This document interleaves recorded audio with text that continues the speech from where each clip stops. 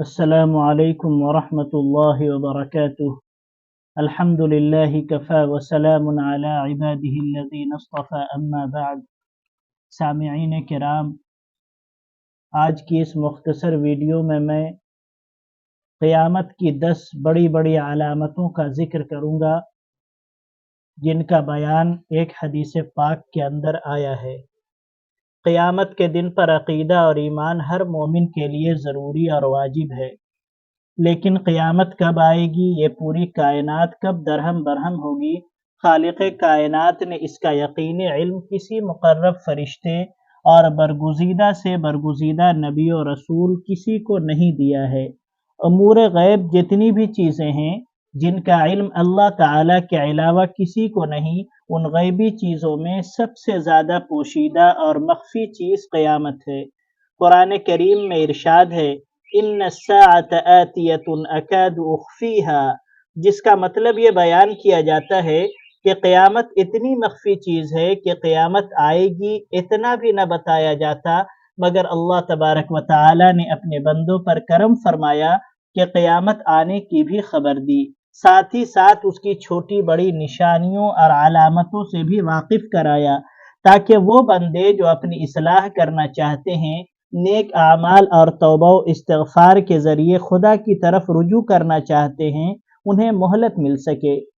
حدیث جبریل میں جب حضرت جبریل علیہ السلام نے نبی کریم صلی اللہ علیہ وسلم سے سوال کیا متی الساعہ، قیامت کب آئے گی، تو جناب نبی کریم صلی اللہ علیہ وسلم نے جواب دیا مل مسئول عنہا باعلم من السائل،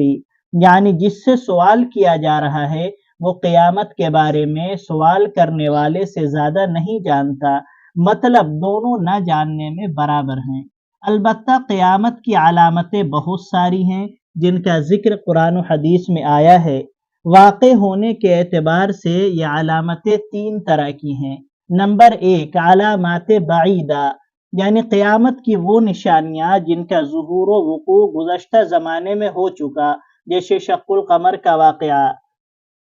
نمبر 2، علامات متوسطہ، وہ علامتیں جن کے ظہور و وقوع کا سلسلہ ابھی جاری ہے، دن بدن ان کا ظہور ہو رہا ہے۔ نمبر 3، علامات قریبہ، تیسری اور آخری علامتیں جن کا ظہور و وقوع بالکل قیامت کے قریب ہوگا، انہیں علامات کبریٰ بھی کہا جاتا ہے، جن کی تعداد احادیث میں 10 بتائی گئی ہے۔ ان میں کئی کا ذکر قرآن پاک میں بھی موجود ہے۔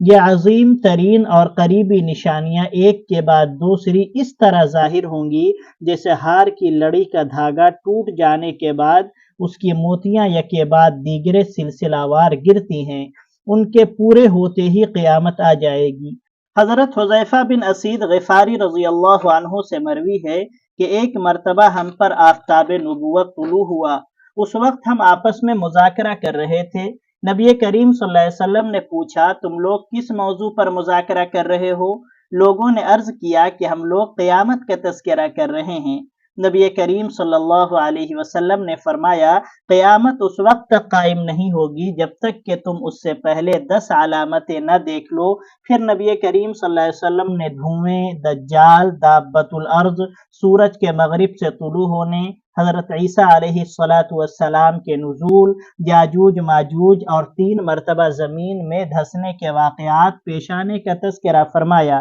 ان میں سے ایک واقعہ مشرق میں پیش آئے گا، ایک مغرب میں اور ایک جزیرۃ العرب میں، اور سب سے اخیر میں ایک آگ ہوگی جو یمن سے نکلے گی اور لوگوں کو ان کے جمع ہونے کی جگہ یعنی میدان محشر کی طرف دھکیل دے گی۔ حدیث میں 10 علامتوں کو نبی کریم صلی اللہ علیہ وسلم نے بیان فرمایا ہے، جن میں سے ایک چیز ہے دھواں، یعنی قیامت کے قریب ایک دھواں آئے گا اور وہ ساری دنیا میں پھیل جائے گا، جس کی وجہ سے لوگوں کو گھٹن ہوگی، سانس لینے میں تکلیف ہوگی، لیکن ایمان والوں پر اس دھوئیں کا اثر یہ ہوگا کہ ان کو نزلہ ہو جائے گا، یعنی ان کی آنکھ اور ناک سے پانی جاری ہو جائے گا جس طریقے سے سردی کے موقع پر ہوتا ہے، اور کفار پر اس دھوئیں کا اثر بہت زیادہ ہوگا جس کی وجہ سے وہ لوگ بے ہوش ہو جائیں گے۔ دجال کا ذکر حدیث میں ہے، دجال کے بارے میں بہت ساری حدیثیں ہیں، تفصیل سے اس کا ہم ذکر آئندہ ویڈیو میں کریں گے۔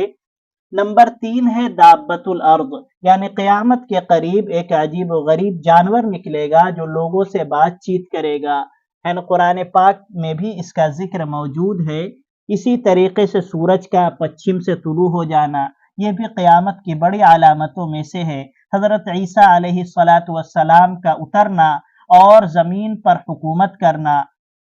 اسی طریقے سے یاجوج ماجوج جو ایک قوم کا نام ہے، قیامت کے قریب یہ نکلے گی اور ساری دنیا میں فساد مچائے گی۔ اسی طرح 3 مرتبہ زمین دھسنے کے واقعات پیش آئیں گے، ایک مشرق میں زمین دھسے گی جس سے تباہی بربادی ہوگی، ایک مغرب میں زمین دھسے گی جس سے تباہی بربادی ہوگی، اور ایک جزیرۃ العرب میں ہوگی۔ اسی طریقے سے اخیر کی جو علامت ہے وہ ایک آگ نکلے گی یمن سے، وہ اسی طرح ہکا کر جائے گی جس طریقے سے چرواہا اپنے جانوروں کو ہکا کر لے جاتا ہے، وہ آگ لوگوں کو ہکا کر لے جائے گی اور سب کو میدان محشر میں جمع کرے گی۔ جب رات ہوگی تو وہ آگ بھی کسی جگہ پر رک جائے گی جہاں لوگ رکیں گے، اور جب صبح ہوگی تو جس طریقے سے صبح کے وقت چرواہا اپنے جانوروں کو ہکانے لگتا ہے، لے جانے لگتا ہے، اسی طرح وہ آگ بھی لوگوں کو لے جائے گی۔ اسی طرح یہ سلسلہ چلے گا یہاں تک کہ قیامت آ جائے گی، اور حضرت اسرافیل علیہ السلام